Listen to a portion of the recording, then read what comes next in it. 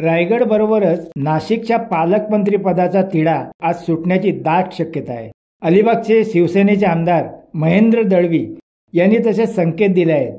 उपमुख्यमंत्री एकनाथ शिंदे दिल्लीहून परतल्यानंतर रविवारी याबद्दल निर्णय होईल असं सुतोवाच आमदार दळवी यांनी केले आहे। आमच्या मनातील पालकमंत्री होईल असं सांगून आमदार दळवी यांनी भरत गोगावले हे रायगडचे पालकमंत्री होतील असे संकेत दिले आहेत।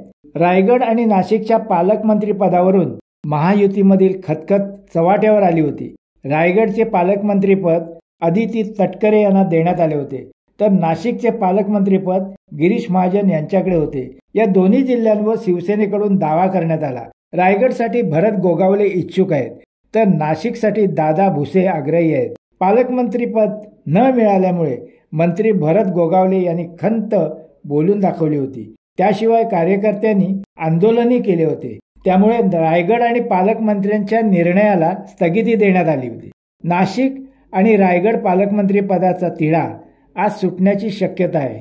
गेल्या काही दिवसांपासून नाशिक आणि रायगडवरून महायुतीमध्ये खतखत असल्याच्या बातम्या समोर आल्या होत्या। रायगड आणि नाशिक पालकमंत्री पदाचा तिढा केंद्रात सुटणार असल्याचे स्पष्ट दिसते।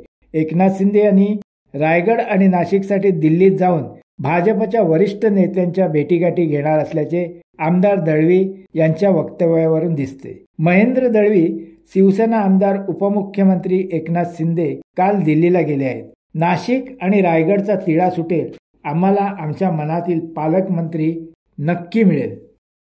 शिवसत्ता टाइम्स न्यूज ब्युरो, रायगड। दे धडक बेधडक वृत्त देणाऱ्या आपल्या शिवसत्ता टाइम्स न्यूज चॅनलला लाल बटन दाबून सबस्क्राईब करा आणि बेल आयकॉनला क्लिक करायला विसरू नका।